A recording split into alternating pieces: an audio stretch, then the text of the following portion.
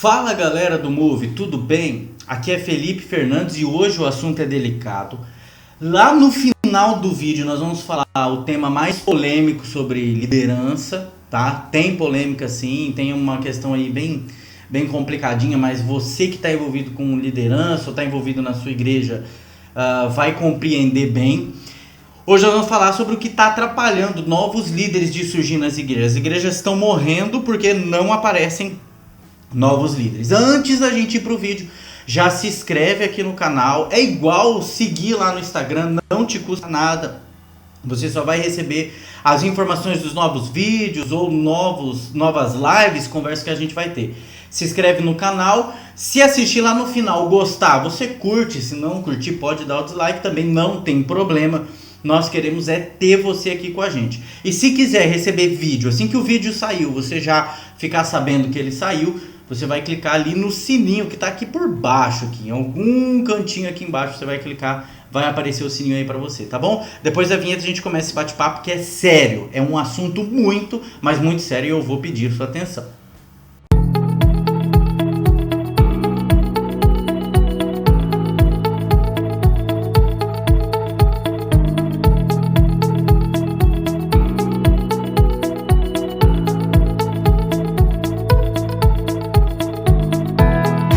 Bom, pessoal, vamos começar aqui falando, apresentando um contexto geral do porquê que a gente está tendo problemas com novas lideranças. Há um tempo atrás, na década de 80, 90, as igrejas evangélicas brasileiras, elas exerciam uma visão missionária muito relevante até por sinal. As igrejas passaram a abrir igrejas filiais ou igrejas ou congregações ou igrejas menores nos bairros, as igrejas locais.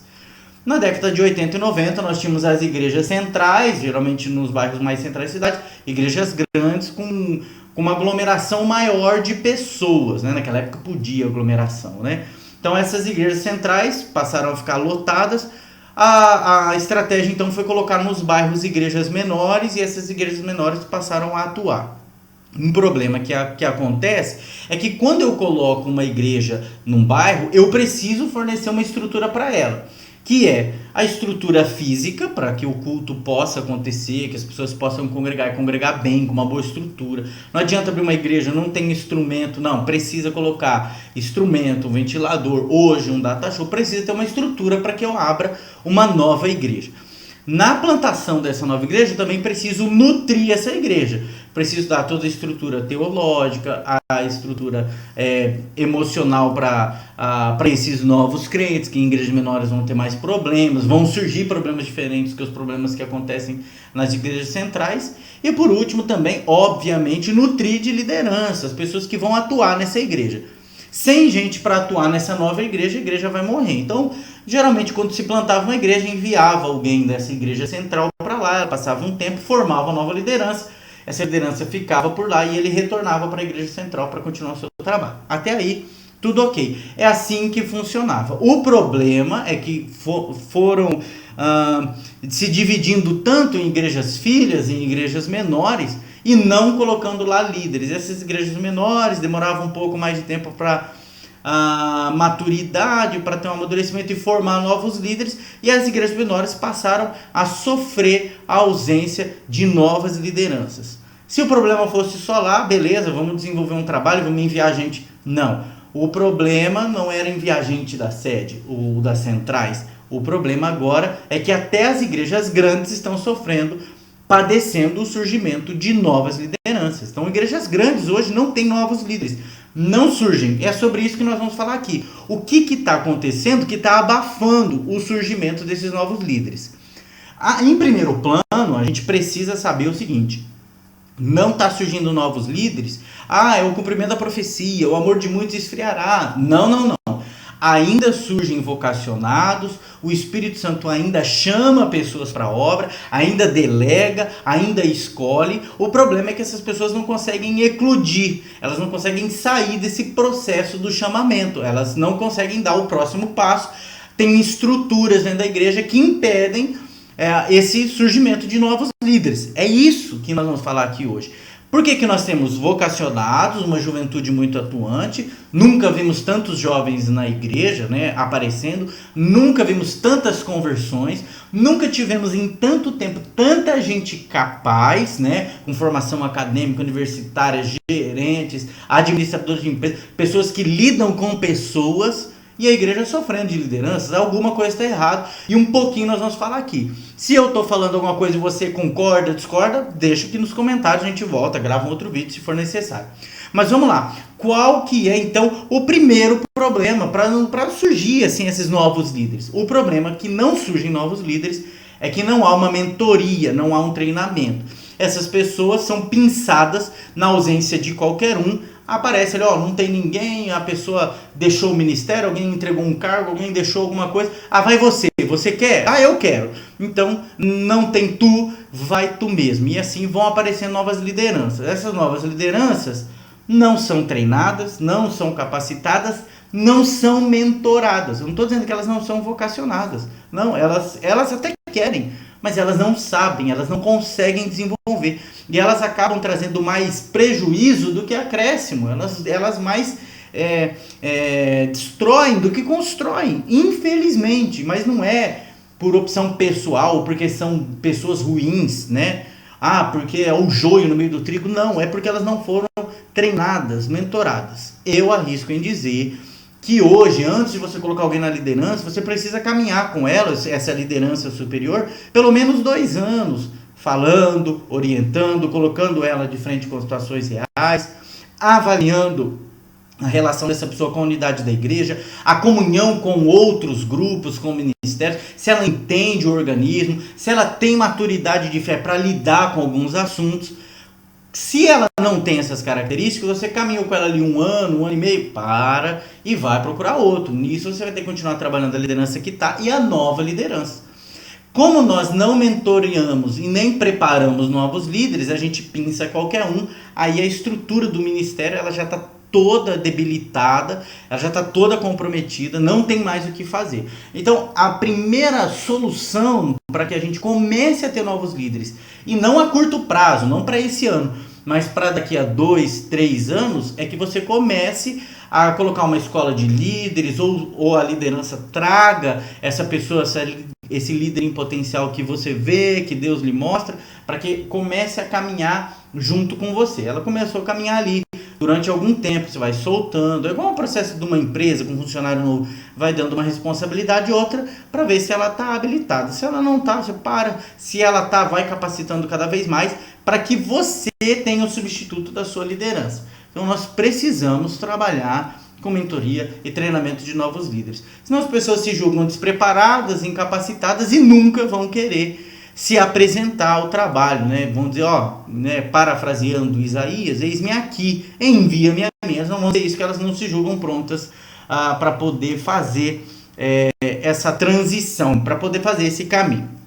Outro problema que tem afastado muito, mas muito mesmo, as lideranças de dentro da igreja é a desorganização.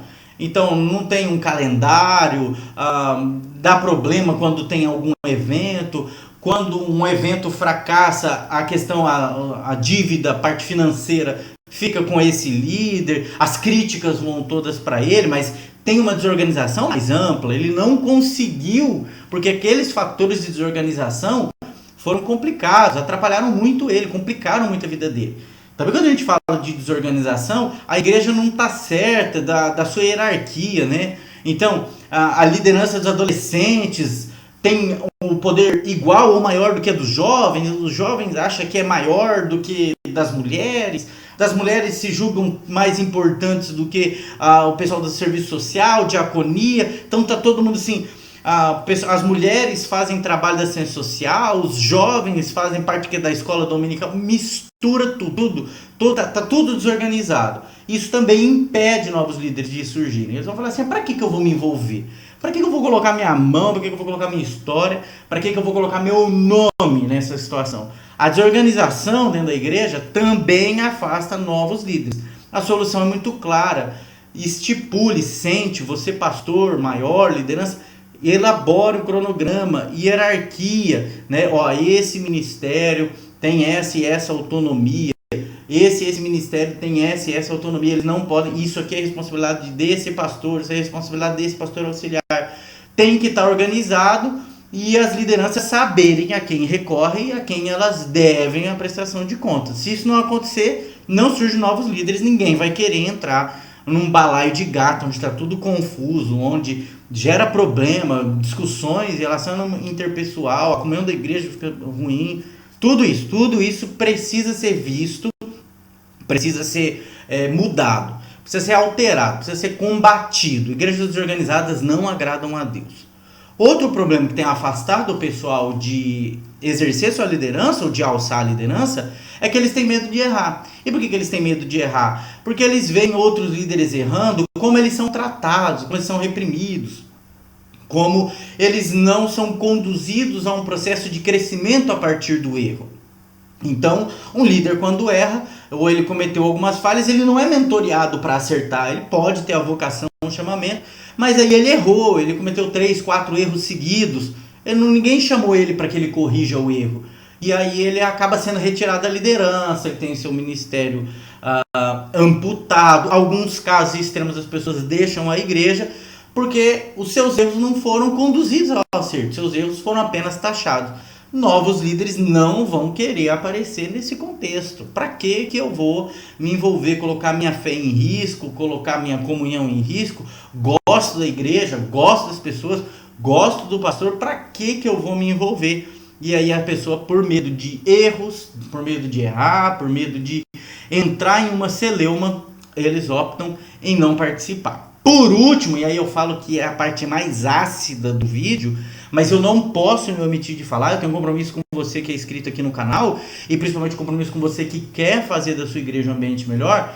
Nós temos alguns problemas. Por exemplo, o que impede um líder de aparecer são estruturas arcaicas. Hoje nós temos novas lideranças surgindo com formação acadêmica, com experiência em gestão de pessoas, no mercado de trabalho, né, no comércio. São pessoas que já são hábeis, mas nós temos estruturas arcaicas na igreja, né, estruturas mais históricas. Olha, não pode mexer isso na liturgia, não pode fazer isso, não deve fazer aquilo.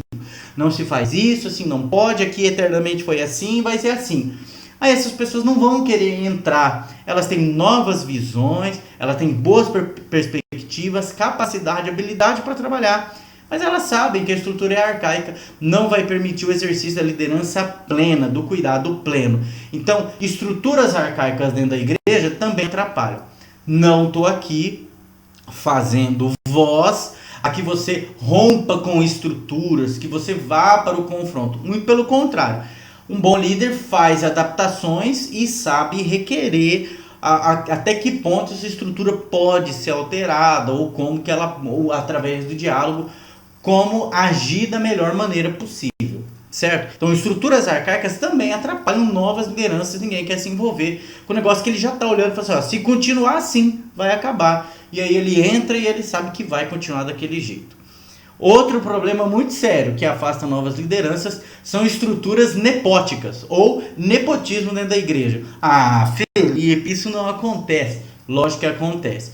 Muitas lideranças colocam parentes na liderança porque é uma forma dele manter o domínio sobre tudo e sobre todos, e aí nada sair do controle dele. Então às vezes é normal que o pastor seja o líder maior da igreja, a mulher dele cuida das mulheres, o filho cuida dos jovens, o genro cuide das áreas de ensino, porque daí ele acaba mantendo essa estrutura de poder arraigada em suas mãos. Outro caso talvez é que não é o pastor o nepota, né? Mas sim os subordinados. Então a mesma família está há 10, 15 anos e aí eles se dividem ali, cuida do louvor, cuida dos jovens, e aí nem o pastor consegue adentrar nessa estrutura que está imergida no nepotismo. Nepotismo atrapalha. Então olha bem aí se a sua igreja tem muita gente do mesmo sobrenome fazendo a mesma coisa. Isso aí precisa ser combatido, porque essas famílias conseguem de alguma forma, né, dependendo de cada contexto, abafar novas lideranças para que eles se mantenham como os donos da igreja, né? E eu sei de igrejas que são duas famílias que dominam, mandam naquela igreja. Isso aí dá um problema muito grande, não surgem novos líderes, a igreja vai sucumbindo, vai ficando cada vez mais velha, mais velha, mais velha e acaba. Há casos que isso é bom? Mas por um tempo, tá? Às vezes uma família muito atuante é ótimo, mas um tempo é importante que até essa família saiba que ela precisa romper esse ciclo e colocar novas lideranças ali para oxigenar o fluxo na igreja. Por último, um problema gravíssimo que provavelmente acontece aí na sua igreja também são estruturas de poder preferenciais, ou seja, eu tenho pessoas melhores, mais capacitadas, mais habilitadas, mas eu prefiro colocar alguém da minha preferência, alguém que não bate de frente com a liderança maior, alguém que não se opõe, e aí eu mantenho essa preferência, e aí eu vou sufocando esse novo líder que está surgindo.